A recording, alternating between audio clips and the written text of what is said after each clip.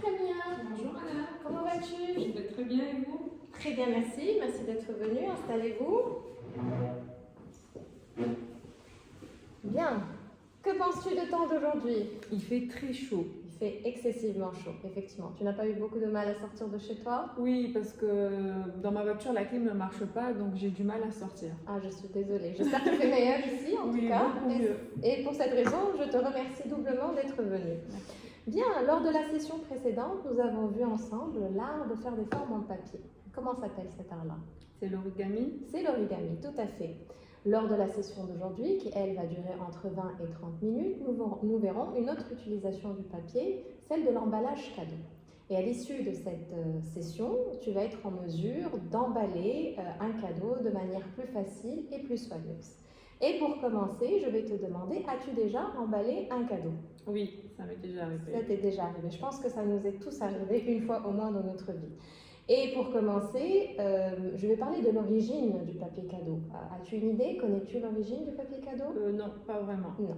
Très bien. Alors ça a commencé aux États-Unis, plus précisément au Kansas, à Kansas City. Il y avait deux frères qui avaient une usine, et cette usine était une usine d'emballage d'objets.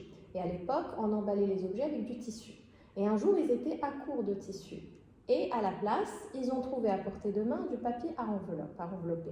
Ils ont utilisé ça momentanément, mais c'est donc né vraiment de manière accidentelle, totalement par accident. Et à partir de ce moment-là, le papier cadeau, enfin le papier, a connu beaucoup de succès. Bien, donc puisque tu as déjà emballé un cadeau au moins une fois dans ta vie, dis-moi pourquoi on prend la peine, pourquoi on emballe un cadeau? C'est parce que c'est un geste gentil, c'est pour faire plaisir à la personne à qui on offre le cadeau. Bien, donc quelque part il y a de l'intérêt vis-à-vis de la personne et on connaît tous le côté éphémère du papier cadeau. C'est-à-dire que quand on offre un cadeau, il ne va pas rester emballé, on va finir par le déchirer, tout à fait.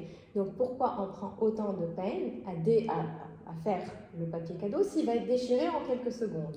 C'est pour avoir l'effet surprise. Absolument. Donc, ce qu'on recherche, c'est l'effet surprise à l'ouverture du cadeau. Donc, ça crée une certaine curiosité, un peu de suspense, et la personne se pose des questions sur ce qu'il y a derrière. L'autre question, c'est si on n'emballait pas un cadeau ou si justement on l'emballe de manière à la va-vite, s'il est mal emballé, quel serait le ressenti par la personne à qui on l'offre? De la négligence. De la négligence, tout à fait. Manque d'intérêt. Manque d'intérêt, absolument. Donc, tout ceci fait que le papier cadeau a aussi une symbolique. Et d'ailleurs, en parlant de symbolique, ça me fait penser directement aux fêtes, aux occasions, notamment la fête de Noël. On connaît tous le sapin de Noël, c'est le noyau de la fête. Et est-ce que tu peux imaginer un sapin sans cadeau? Non. Et est-ce que tu peux imaginer un sapin avec des cadeaux non emballés? Non plus. Ça n'aurait pas tout son charme. Donc c'est pour cette raison que l'emballage cadeau a toute cette symbolique-là qu'on recherche. Et pour cet exercice, on va avoir besoin d'une mise en place. Pour commencer, on a besoin du cadeau en lui-même. Aujourd'hui, en l'occurrence, je vais utiliser ces boîtes en tant que cadeau. On va avoir besoin du papier cadeau. Alors, on peut avoir soit des rouleaux, soit des morceaux de papier qui sont déjà pré-découpés. Ici, donc, ils sont pré-découpés à une dimension qui fait un peu plus du double du paquet. En général, il faut prévoir un peu plus de longueur pour être à l'aise. Ensuite, nous allons avoir besoin d'une paire de ciseaux, de préférence aiguisés. Pour quelle raison? Si je dis qu'elle devrait être aiguisée? Pour faciliter la découpe du papier. Absolument, sinon on peut avoir des zigzags où ce n'est pas soigné, ce n'est pas droit. En plus, nous allons avoir besoin d'un rouleau de scotch, de préférence sur son support. Pour quelle raison aussi? Pareil, pour faciliter la découpe. Pour faciliter la découpe. En plus, ça nous permet de moins le manipuler avec les doigts, donc c'est plus propre, il n'y a pas de traces d'empreinte dessus. À la fin de l'emballage, on peut toujours décorer notre papier cadeau. Aujourd'hui, j'ai choisi des rubans, enfin des nœuds plutôt, adhésifs. Et ces nœuds-là, ils vont être posés à la fin. Et puis, on peut avoir d'autres types de décorations. Si on va personnaliser le papier cadeau, on peut avoir des petits cartons, des cartes de vœux, comme ceci, qu'on peut écrire à l'aide d'un stylo et qu'on va poser avec une bande de ruban adhésif au-dessus du cadeau. Pour l'offrir, au final, pour le transporter, on peut aussi mettre à notre disposition des petits sacs en carton, en papier ou même en tissu pour éviter d'abîmer le papier. Et nous pouvons avoir besoin aussi d'une corbeille pour mettre de côté tous les déchets à la fin de l'exercice. Très bien. Nous allons donc commencer. Et pour commencer, nous allons tout d'abord nettoyer notre surface de travail. À ton avis, pour quelle raison je propose de nettoyer notre surface de travail?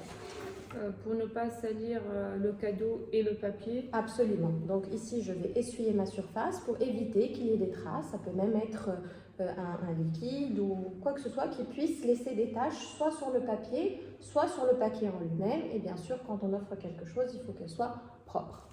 Ensuite, je vais prendre ma première bande de papier à emballage que je vais poser comme ça, dans ce sens-là, en longueur, et je vais prendre mon paquet que je vais placer au milieu.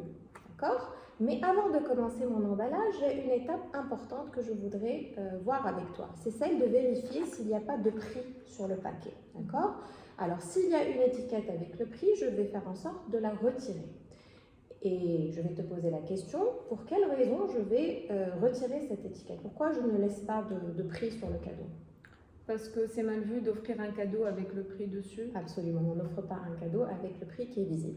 Si jamais l'étiquette, ça arrive que l'étiquette reste collée, que j'ai du mal à la décoller, qu'en la décollant, ça risque d'abîmer la surface de mon cadeau. Qu'est-ce que je peux faire à la place? Pour éviter d'abîmer le cadeau, on peut supprimer ou cacher le Très prix bien. avec un marqueur. Tout à fait, un marqueur foncé, indélébile, et puis à ce moment-là, je vais le passer sur l'étiquette pour qu'elle ne soit plus visible.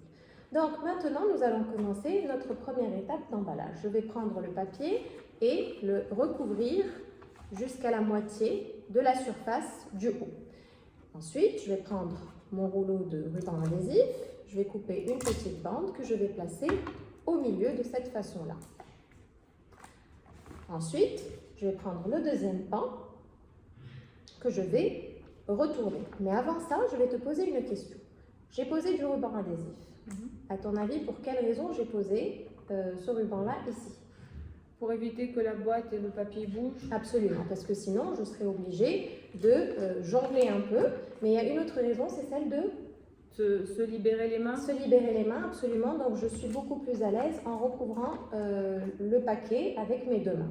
Donc, je vais reprendre le deuxième pan, le retourner, le plier sur le bord qui est juste en face de moi en marquant bien le pli. Ensuite, je vais rabattre le pli vers l'intérieur et appuyer à l'aide de mes index pour bien le marquer.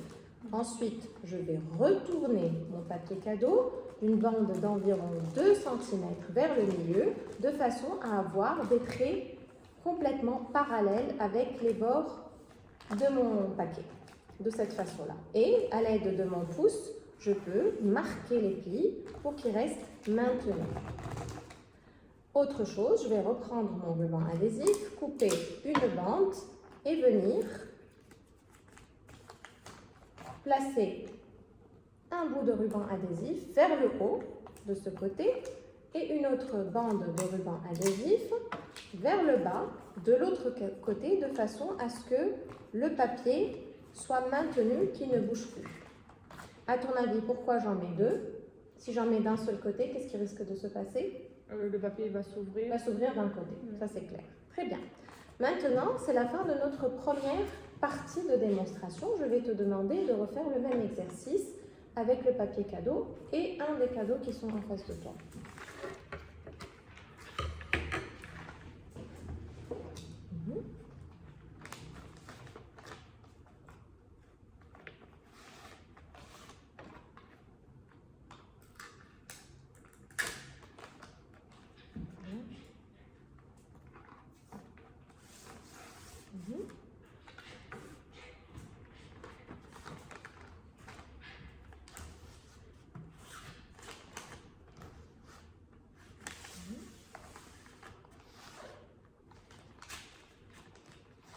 Bien. Très bien.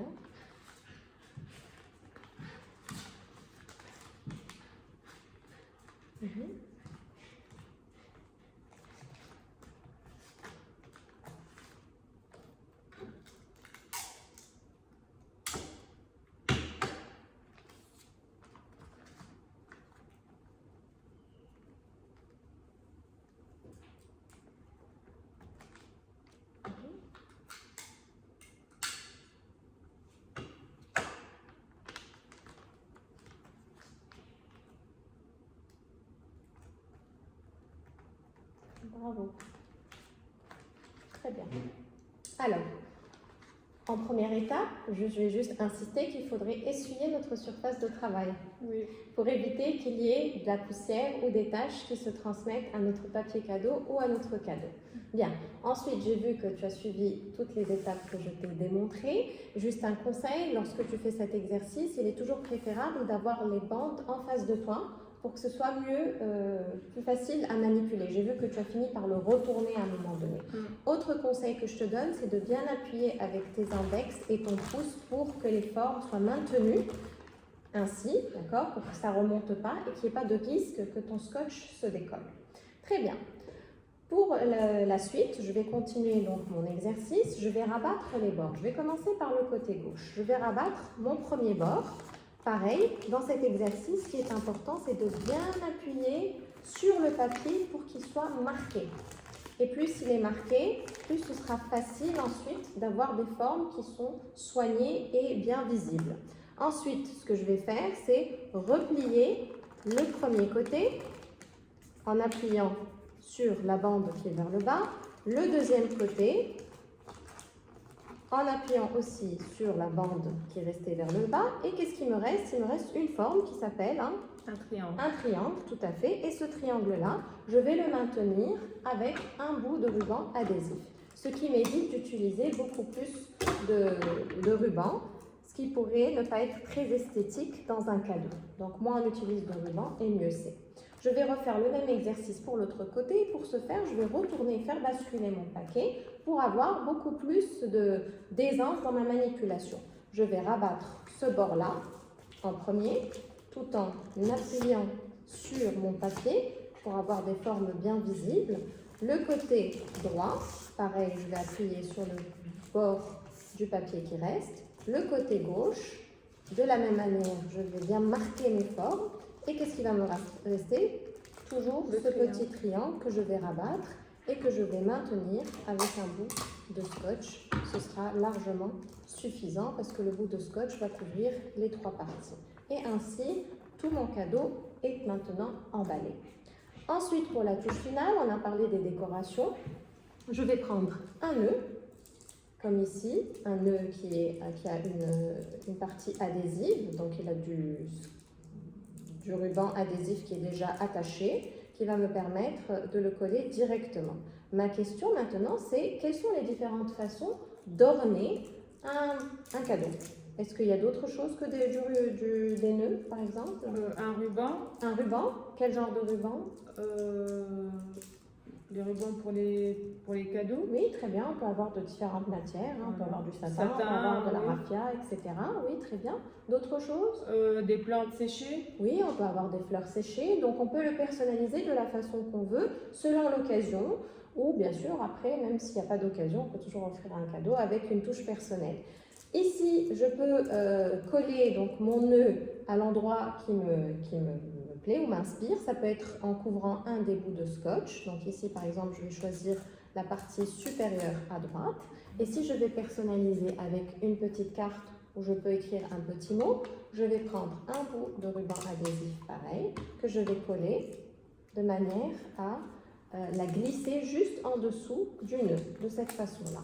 Et ainsi, donc, j'ai mon cadeau qui est prêt avec le nœud, la partie carton qui est personnalisée, d'accord? Et à la fin, je pourrai donc utiliser ce sac-là, le glisser dedans pour le transporter. Maintenant, je vais te demander de refaire le même exercice pour la suite de l'emballage.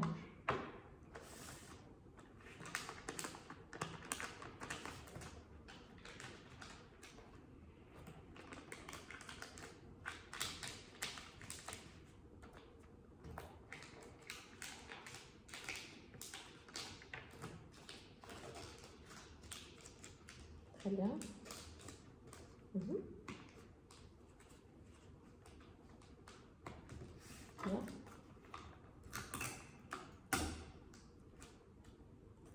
Bravo.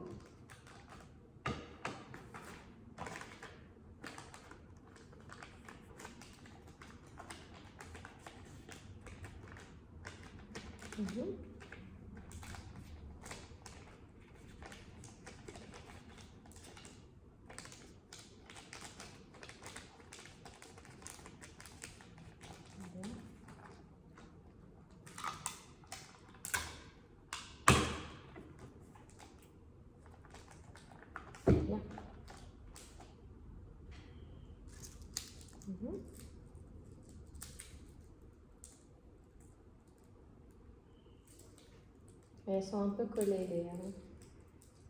les petites bandes en papier. D'accord. Mhm.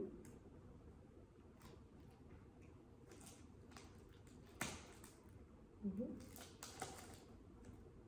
Alors, si jamais ton nœud il ne se colle pas, ce que tu peux faire, c'est prendre du scotch et faire un petit triangle avec le scotch, comme ça, comme une petite corde, et le placer en dessous de ton nœud. Et ainsi, voilà, tu peux poser très bien.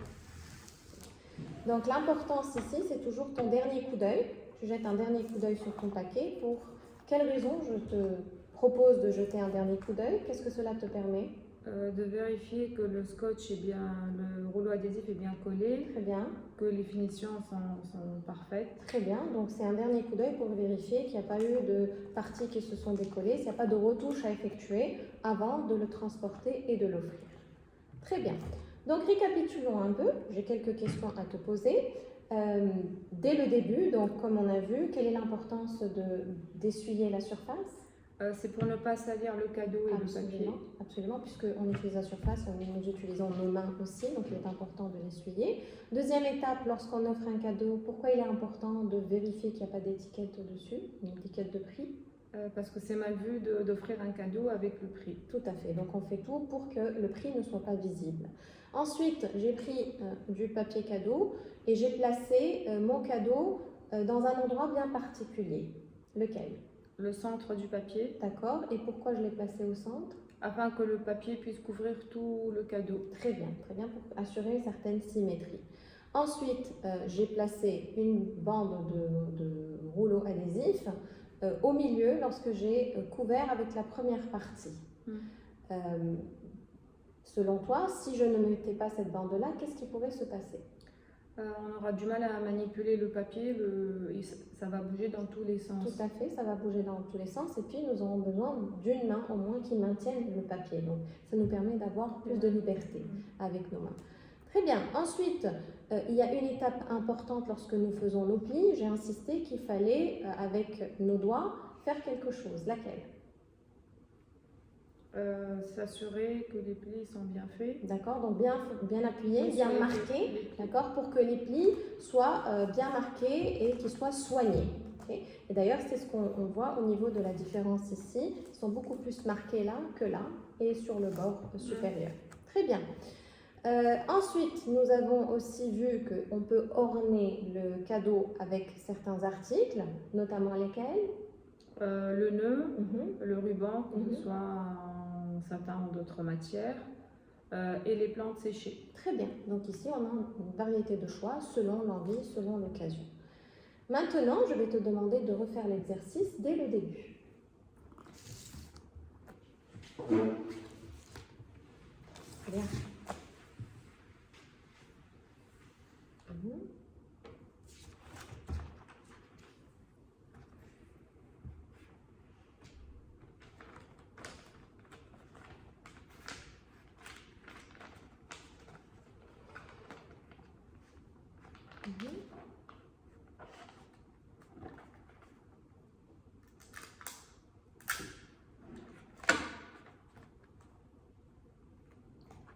bien.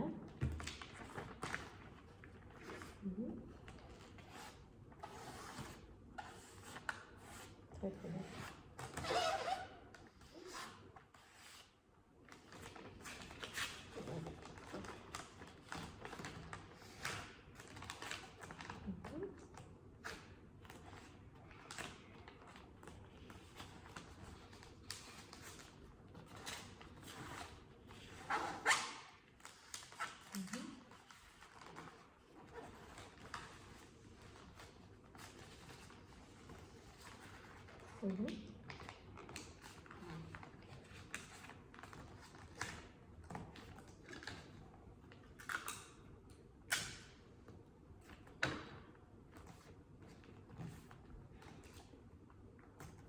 Bien.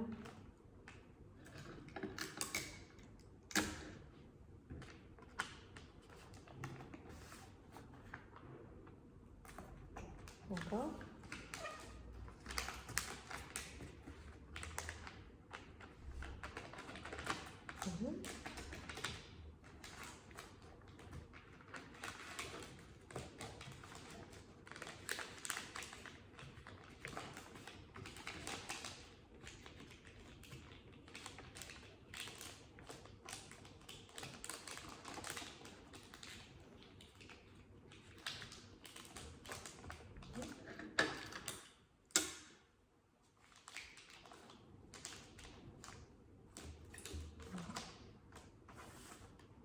Non.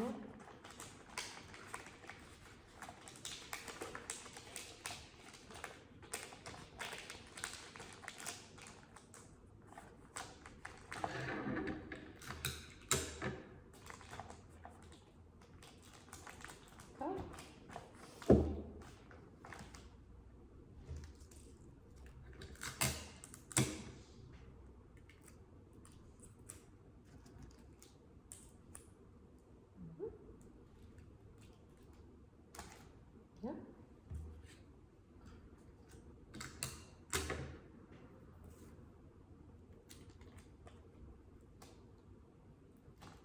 Très bien. Alors, voici nos 3 paquets. Ceci était ma première démonstration, ton premier travail et ton deuxième travail. Est-ce que tu peux faire une petite comparaison? En fait, j'ai du mal à faire les deux côtés correctement. Bien. Quelle est la raison? C'est au niveau du pliage. Oui, il fallait probablement insister un peu plus et marquer un peu plus, passer un peu plus de temps à marquer tes plis. C'est vrai que ici ils sont un peu moins bien soignés que dans la première pratique que tu avais effectuée et dans la première démonstration que j'ai effectuée également. Où est-ce que tu as eu aussi un peu de mal? À faire la bande au-dessus. Oui, mais l'essentiel c'est qu'elle est bien parallèle. Donc déjà, on a un côté visuel qui est esthétique. Bien.